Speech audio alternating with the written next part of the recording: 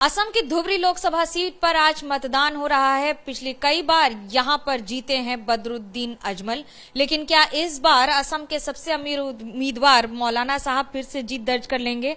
क्या कहूं मैं बदरुद्दीन जी, आज तैयारी ज्यादा है, पूरी है कि डर लग रहा है? नहीं, बिल्कुल डर नहीं लग रहा है।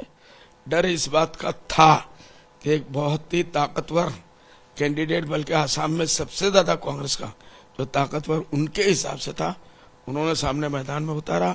दिल्ली, बम्बई, मद्रास और यूपी, हर जगह से जो उनके कैंडिडेट लोग थे, अच्छे अच्छे बोलने वाले, सबको उन्होंने लाके मैदान में डाला। प्रियंका गांधी जी खुद आई।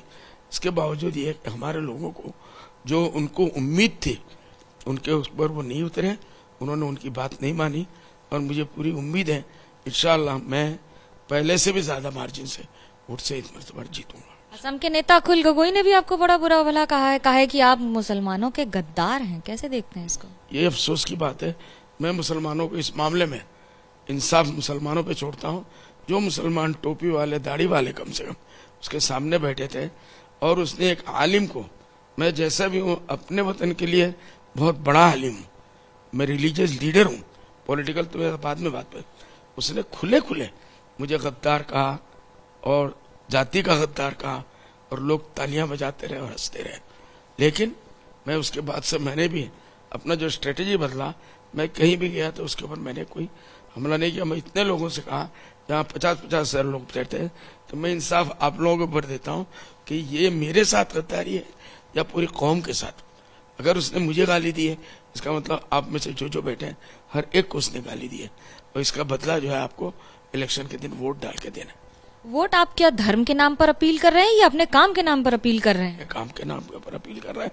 हमारा काम ही सारा का सारा मैदान में वो हमने अपना इस मर्तबा का पूरा एजेंडा जो रखा है, क्योंकि कांग्रेस के पास कोई एजेंडा था ही नहीं। कांग्रेस के पास ना गरीबी का मुद्दा था, न बेरोजगारी का मुद्दा था, न राम मंदिर का मुद्दा था, और न ब्लैक मनी का मसला था। कोई भी मुद्दा उनके पास एक ही था कि अजमल को यहाँ से हटाना है। और इसी ने लोगों को अपील किया कि अजमल ने क्या कर दिया भाई तुम्हारे लिए। उन्होंने महंगाई के मामले में ये काम किया, धर्म के मामले में ये किया, बुरा किया, बुरा किया, बुरा। बोलो ना 100 बार, अजमल साहब को भगाना यही तुम्हारा एजेंडा है, तो ये तो नहीं माना जा सकता। असम के मुख्यमंत्री हेमंत बिस्वा शर्मा भी आपको बड़ी खरी खोटी सुनाते हैं, तो क्या AIUDF के मुखिया क्या कहेंगे इस पर? देखिए, मुझे उस पर कुछ नहीं बोलना है। वो तो चुके, देखिए वो मोदी जी का आशीर्वाद लेके आसाम में बैठे, अमित शाह जी का लेके बैठे हैं, तो जो योगी आदित्यनाथ वहां कर रहे हैं वही उनको यहाँ करना है। जो हिमाचल वाले चीफ मिनिस्टर कर रहे हैं उनको भी यहाँ करना है। तो इनको अगर अपनी चीफ मिनिस्टरी बचानी है तो उनको उस धर्म पे बोलना पड़ेगा। वो गेरुआ कपड़ा पहन चुके हैं, इसलिए जब तक के उस गद्दी पे उनको रहना है, वही मेरे ऊपर हमला करना पड़ेगा जो उसको रख सकता है। इसलिए मुझे इसमें कोई बुरा मानने की बात नहीं है। नहीं तो आप क्या कह रहे हैं, बीजेपी सिर्फ आप पर धर्म के नाम पर हमला करती है? एक ही सीट है आपके नाम के ऊपर, धर्म के नाम पे, और उनको डर है कि अगर मैं ऑल इंडिया लेवल पे निकल जाऊं तो उनको बहुत नुकसान पहुंचा सकता हूं। इसलिए मुझे घेर के कांग्रेस का भी कैंडिडेट जो है उन्हीं का, रकीबुल हसन साहब एक जमाने में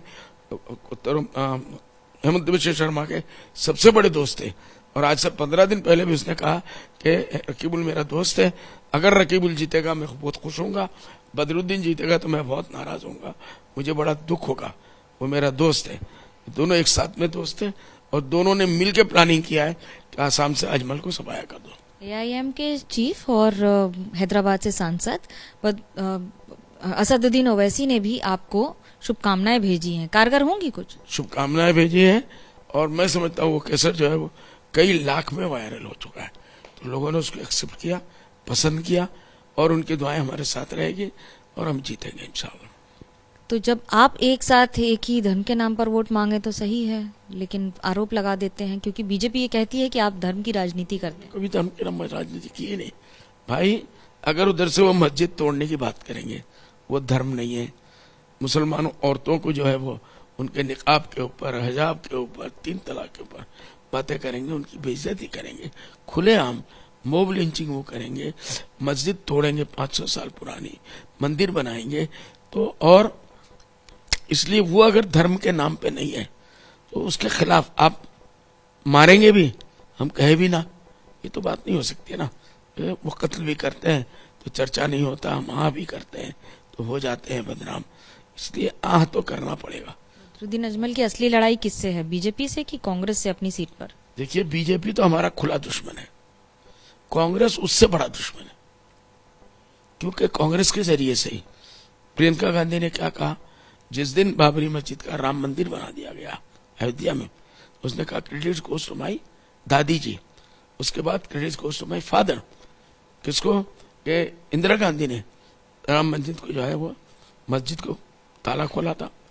राजीव गांधी ने आके रात को 12 बजे अपने एक मंत्री को लेकर, जो सारी दुनिया जानती है, उन्होंने राम मंदिर का मस्जिद का दरवाजा खोला और उसके अंदर 12 बजे शिलान्यास किया। तो प्रियंका गांधी का कहना है कि राम मंदिर और इसका मसला जो है वो हमारा है, हमको क्रेडिट मिलना चाहिए। तो इसका मतलब वो बीजेपी से भी बड़े बीजेपी है, बीजेपी से बड़े आरएसएस है। इंदिरा जी भी आरएसएस थी, तब उन्होंने मस्जिद को ऐसा किया, और राजीव गांधी भी थे तो उन्होंने ऐसा किया। ये दलील है हमारे पास। असम में आप कई सीटों पे लड़ रहे हैं, पिछली बार एक ही सीट जीते थे, इस बार कितनी जीतने का अनुमान? सीटों पे हम लड़े हैं, अभी तक जो हमको पता चल रहा है इंशाल्लाह 2 सीट पे हम लोग कामयाब हो रहे हैं। बड़ा दिलचस्प होगा ये मुकाबला अजमल साहब।